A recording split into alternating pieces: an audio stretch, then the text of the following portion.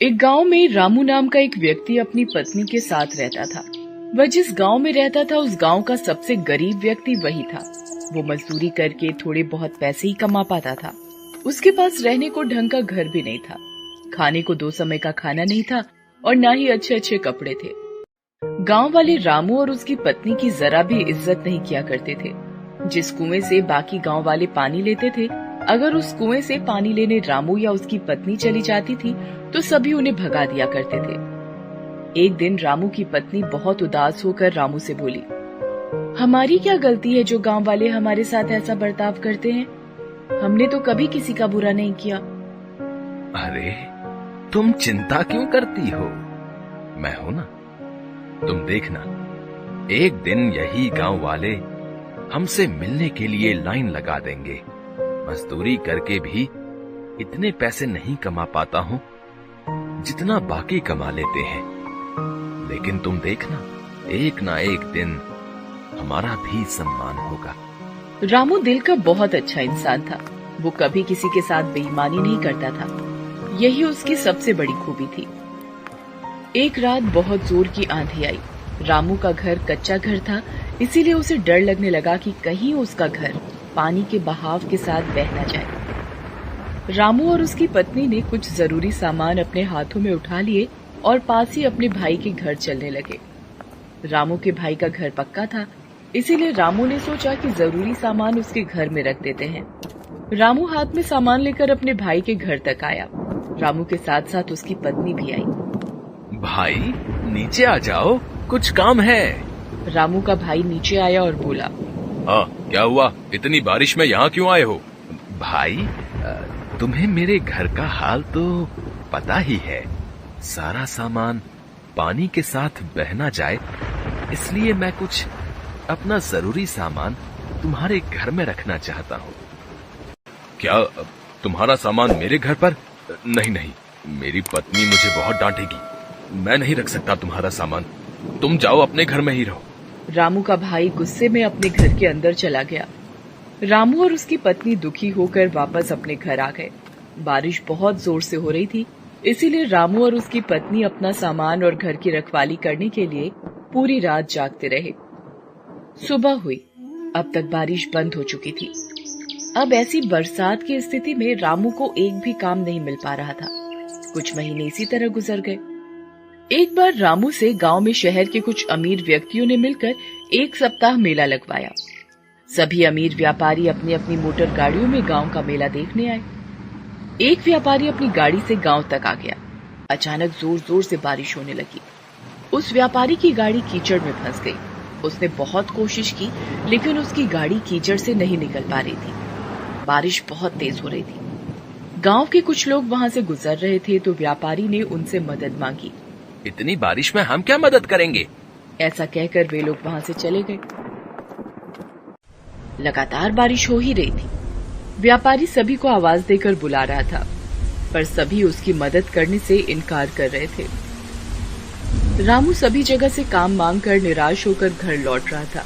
बारिश बहुत तेज हो रही थी, इसीलिए वो दौड़ता हुआ घर की ओर जा रहा था। तभी उसने देखा कि एक गाड़ी कीचड़ में फंसी हुई थी।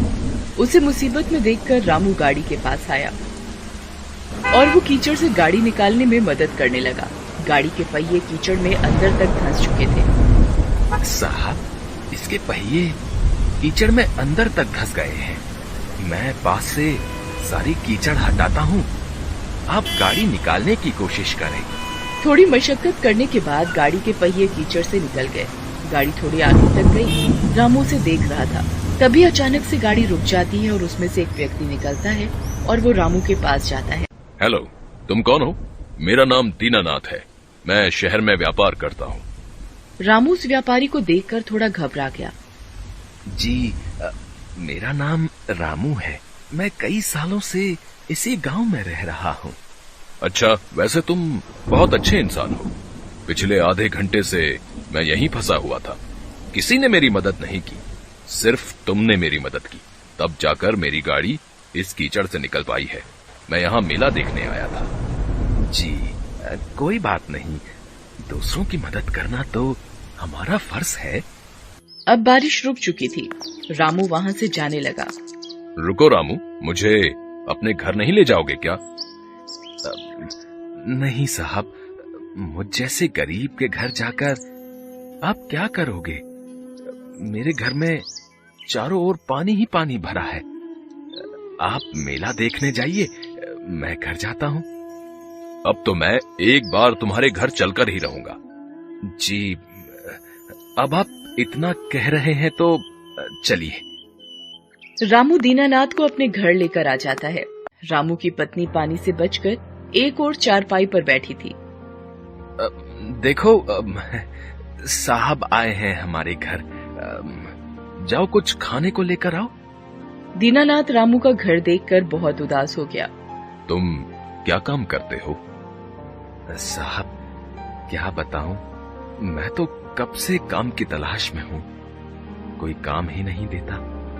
बस इधर उधर से घूमकर कुछ मजदूरी का काम कर लेता हूं। बारिश की वजह से अब वो भी बंद है। तब तक रामू की पत्नी एक प्लेट में एक गुड़ का ढेला लेकर आई और बोली, साहब, हमारे घर में अभी यही बचा है, कृपया इसे ही खा लें। हाँ हाँ, क्यों नहीं। रामू, तुम्हें कोई काम नहीं मिल रहा है, अगर तुम चाहो तो मैं तुम्हें काम दे सकता हूँ। साहब, क्या सच में आप मुझे काम देंगे? शहर में मेरे पास बहुत से काम होते हैं। सोच रहा था कि किसी ऐसे व्यक्ति को अपने साथ रख लूं जो मेहनती और ईमानदार हो। तुम्हें देखकर मुझे ऐसा लगता है कि तुम में ये दोनों गुण हैं। साहब, कैसे काम करना होगा? कहाँ काम करना होगा? आप ये सब मुझे बता दीजिए, मैं आपके साथ काम करने के लिए तैयार हूँ। कोई जरूरत नहीं है इस घर में रहने की, और मैं तुम्हें कुछ दिनों बाद लेने आऊंगा। तुम मेरे साथ शहर में काम करोगे और वहीं रहोगे। मैं तुम्हें नया घर दिलवा दूंगा। यह सुनकर रामू और उसकी पत्नी दोनों बहुत खुश हुए। रामू ने पूरे गांव में घूम घूम कर इस खुशी को गांव वालों को बताया, पर गांव वालों को उसकी बात पर विश्वास नहीं हो रहा था। कुछ दिनों बाद दीनानाथ अपनी गाड़ी लेकर गांव आया और रामू के घर के पास रुका। रामू, सारा सामान तैयार है ना? चलो चलते हैं। रामू और उसकी पत्नी सारा सामान लेकर दीनानाथ की गाड़ी में बैठ गए। गाड़ी चल पड़ी। सभी गांव वालों का ध्यान उन्हीं लोगों पर था। दीनानाथ रामू और उसकी पत्नी को शहर लेकर आ गया। उसके बाद उसने उन दोनों को रहने के लिए एक घर दे दिया। रामू सारे काम अच्छे से समझ गया था। अब वो दीनानाथ के साथ काम करने लगा। रामू का घर बहुत ही सुंदर था और रामू अब पैसे भी अच्छे खासे कमा लेता था। धीरे धीरे करके सभी गांव वाले रामू और उसकी पत्नी से मिलने और उनके घर को देखने के लिए शहर आने लगे। जिस भाई ने रामू के सामान को रखने से मना कर दिया था, अब वो रामू को भाई भाई कहता नहीं थकता था। रामू ने आखिर में अपनी ईमानदारी से वो सब कुछ पा लिया जो उसे अब तक नहीं